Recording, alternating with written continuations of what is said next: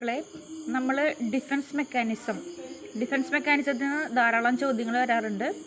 അത് കേട്ടിട്ട് 2 ആണെങ്കിലും 3 ആണെങ്കിലും ഒരുപാട് ക്വസ്റ്റ്യൻസ് ചോദിക്കാറുണ്ട്. അതേപോലെ തന്നെ PSC ക്വസ്റ്റ്യൻസും ചോദിക്കാറുണ്ട്. എന്താണ് പ്രൊജക്ഷൻ എന്ന് വെച്ചാൽ അതൊരു ഡിഫൻസ് മെക്കാനിസം ആണെന്ന് എല്ലാവർക്കും അറിയാം അല്ലേ. അതായത് എന്തെങ്കിലും കുറ്റങ്ങൾ, ഇപ്പം നമ്മുടെ കയ്യിൽ നിന്ന് സംഭവിക്കുന്ന കുറ്റങ്ങളായിരിക്കും അത് മറ്റുള്ളവരുടെ മേൽ, അതല്ലെങ്കിൽ അതൊരു വ്യക്തിയുടെ മേലാകാം, അതല്ലെങ്കിൽ ഒരു സാധനങ്ങളുടെ മേലാകാം. അത് പഴിചാരുന്ന സ്വഭാവത്തിനാണ് പ്രൊജക്ഷൻ എന്ന് പറയുക.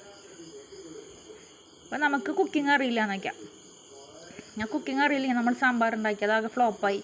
അപ്പം നമ്മൾ ആ സാമ്പാർ പൊടീനെ കുറ്റം പറയും, സാമ്പാർ പൊടി ഭയങ്കര മോശമായിരുന്നു എന്ന് പറയും. അതൊരു പ്രൊജക്ഷനാണ്.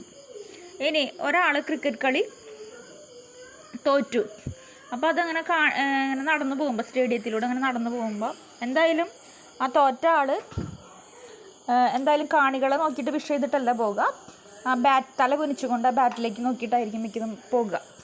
അപ്പോൾ അവിടെ തൻ്റെ തോൽവി അയാൾ അടിച്ചേൽപ്പിക്കുന്നത് ആ ബാറ്റിന്മേലാണ്.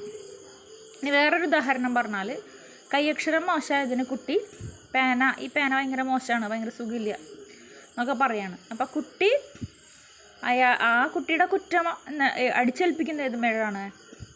പേനയിലാണ്. അപ്പം അങ്ങനെ തൻ്റെ കുറ്റങ്ങൾ ഒരാളുടെ മേലോ അതിൽ വ്യക്തിയുടെ മേലോ അടിച്ചേൽപ്പിക്കുന്ന ആ സ്വഭാവത്തിനെയാണ് പ്രൊജക്ഷൻ എന്ന് പറയുന്നത്. ഇതൊരു പ്രതിരോധ തന്ത്രമാണ്, ഡിഫൻസ് മെക്കാനിസം ആണ് കേട്ടോ. അത്രയും ഓർത്തിരുന്ന ഈ പോയിൻ്റ് ഇംഗ്ലീഷിൽ വന്നാലും മലയാളത്തിൽ വന്നാലും വായിച്ച് നോക്കിയാൽ നമുക്ക് മനസ്സിലാവും, ആൻസർ ചെയ്യാൻ പറ്റും. ഓക്കെ.